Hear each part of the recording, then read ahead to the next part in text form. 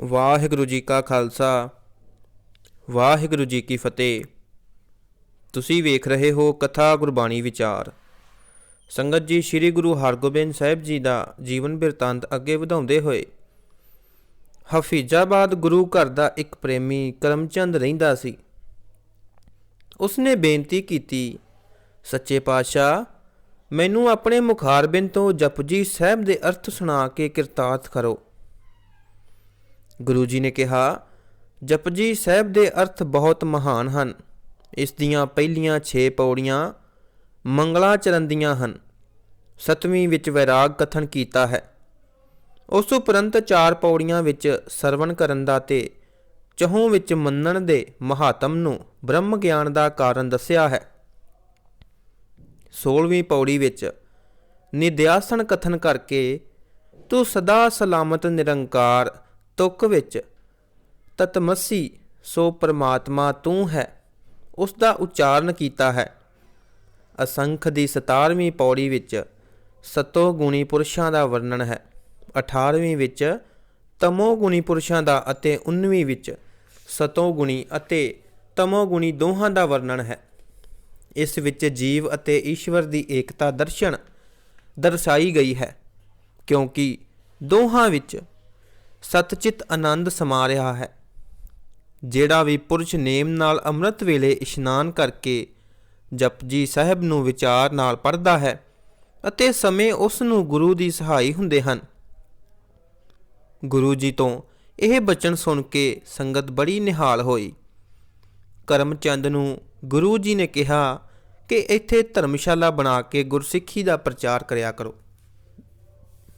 ਕਰਮਚੰਦ ਨੂੰ ਨਿਹਾਲ ਕਰਕੇ ਹਫੀਜ਼ਾਬਾਦ ਤੋਂ ਗੁਰੂ ਜੀ ਗੁਰੂ ਨਾਨਕ ਦੇਵ ਜੀ ਦੇ ਜਨਮ ਅਸਥਾਨ ਦੇ ਦਰਸ਼ਨ ਕਰਨ ਵਾਸਤੇ ਨਨਕਾਣੇ ਸਾਹਿਬ ਪਹੁੰਚੇ। ਉਸ ਸਮੇਂ ਉਹ ਤਲਵੰਡੀ ਸਾਬੋ ਸੀ।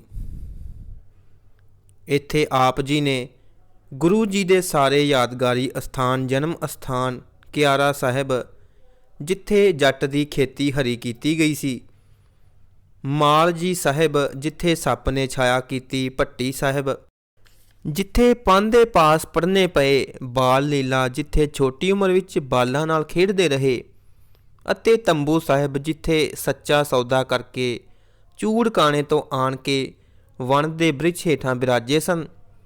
ਦਰਸ਼ਨ ਕਰਕੇ ਪ੍ਰਸ਼ਾਦ ਵਰਤਾ ਕੇ ਖੁਸ਼ੀਆਂ ਮਨਾਈਆਂ। ਸ੍ਰੀ ਗੁਰੂ ਨਾਨਕ ਜੀ ਦੇ ਚਾਚੇ ਲਾਲੂ ਦਾ ਪੋਤਰਾ ਅਤੇ ਰਾਏ ਬੁਲਾਰ ਦੇ ਪੋਤਰੇ ਆਪ ਜੀ ਨੂੰ ਬੜੇ ਉਤਸ਼ਾਹ ਤੇ ਪ੍ਰੇਮ ਨਾਲ ਮਿਲੇ ਅਤੇ ਹਰ ਪ੍ਰਕਾਰ ਦੀ ਸੇਵਾ ਕਰਕੇ ਇਹਨਾਂ ਨੇ ਗੁਰੂ ਜੀ ਦੀਆਂ ਖੁਸ਼ੀਆਂ ਪ੍ਰਾਪਤ ਕੀਤੀਆਂ। ਨਨਕਾਣੇ ਸਾਹਿਬ ਤੋਂ ਚੱਲ ਕੇ ਗੁਰੂ ਜੀ ਮੱਦਰ ਪਿੰਡ ਆਏ। ਇੱਥੇ ਇੱਕ ਸਿੱਖ ਕਿਦਾਰੇ ਪਾਸ ਸ੍ਰੀ ਗੁਰੂ ਅਰਜਨ ਦੇਵ ਜੀ ਦੇ ਪੈਰਾਂ ਦਾ ਜੋੜਾ ਸੀ, ਜਿਸ ਦੇ ਚਹਾਉਣ ਨਾਲ ਹੀ ਕਿਦਾਰੇ ਦੇ ਗਲ ਦੀਆਂ ਹਜੀਰਾਂ ਹਟੀਆਂ ਸਨ। ਗੁਰੂ ਜੀ ਨੇ ਆਪਣੇ ਪਿਤਾ ਗੁਰੂ ਜੀ ਦੇ ਉਸ ਜੋੜੇ ਦੇ ਦਰਸ਼ਨ ਕਰਕੇ ਨਮਸਕਾਰ ਕੀਤੀ ਅਤੇ ਬਚਨ ਕੀਤਾ ਕਿ ਜਦ ਤੱਕ ਇਸ ਜੋੜੇ ਦਾ ਸਤਿਕਾਰ ਰੱਖੋਗੇ, ਤਦ ਤੱਕ ਇਸ ਵਿੱਚ ਗੁਰੂ ਜੀ ਦੇ ਵਾਕ ਦੀ ਸਤਿਆ ਬਣੀ ਰਹੇਗੀ ਅਤੇ ਹਜੀਰਾਂ ਦਾ ਰੋਗ ਦੂਰ ਹੁੰਦਾ ਰਹੇਗਾ। ਮਦਰਾ ਤੋਂ ਚੱਲ ਕੇ ਗੁਰੂ ਜੀ ਪਿੰਡ ਮੱਟੂ ਆਏ।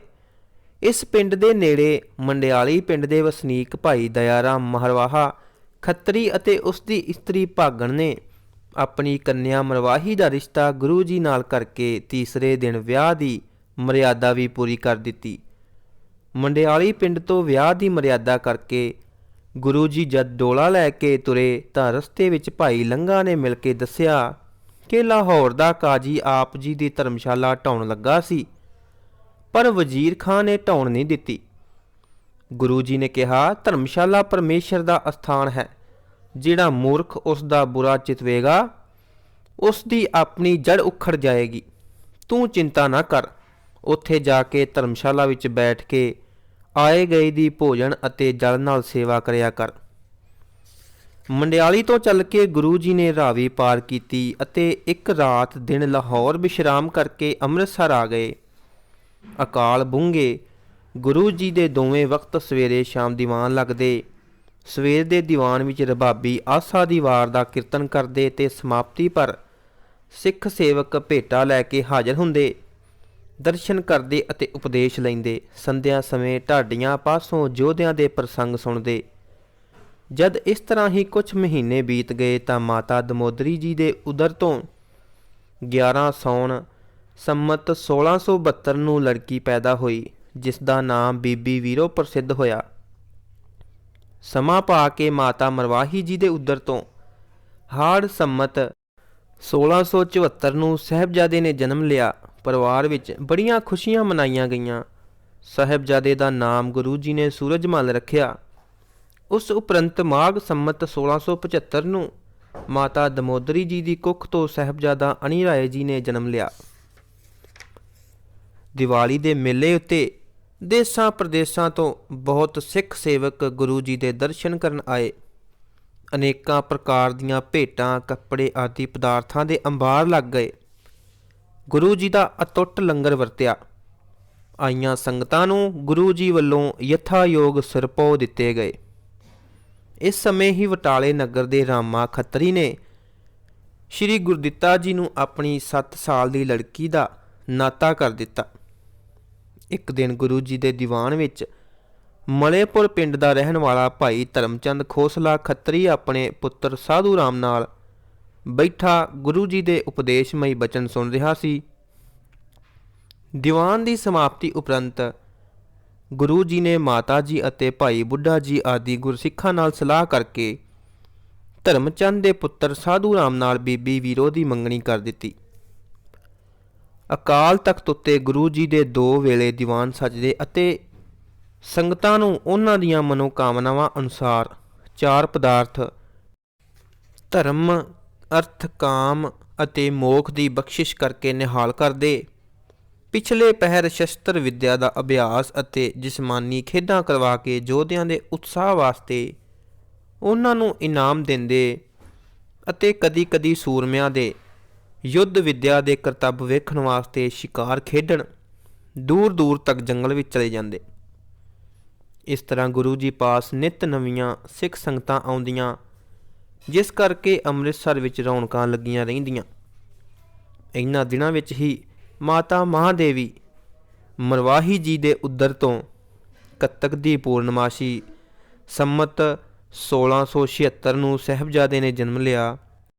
ਗੁਰੂ ਜੀ ਨੇ ਇਸ ਦਾ ਨਾਮ ਅਟਲ ਰਾਏ ਰੱਖਿਆ। ਉਸ ਉਪਰੰਤ ਗੁਰੂ ਜੀ ਆਪਣੇ ਨਿਯਮ ਅਨੁਸਾਰ ਸਵੇਰੇ ਸ਼ਾਮ ਦੀਵਾਨ ਲਗਾ ਕੇ ਦਰਸ਼ਨ ਅਭਿਲਾਸ਼ੀਆਂ ਨੂੰ ਦਰਸ਼ਨ ਉਪਦੇਸ਼ ਦੇ ਕੇ ਕਿਰਤਾਰਥ ਕਰਦੇ।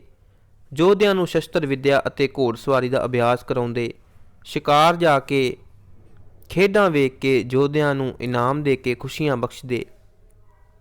5 ਵਿਸਾਖ ਸੰਮਤ 1678 ਬਿਕਰਮੀ ਨੂੰ ਮਾਤਾ ਨਾਨਕੀ ਜੀ ਦੇ ਉਦਰ ਤੋਂ ਸਾਹਿਬਜ਼ਾਦੇ ਨੇ ਜਨਮ ਲਿਆ, ਜਿਸ ਦਾ ਨਾਮ 1.25 ਮਹੀਨੇ ਉਪਰੰਤ ਗੁਰੂ ਜੀ ਨੇ ਤੇਗ ਬਹਾਦਰ ਰੱਖਿਆ।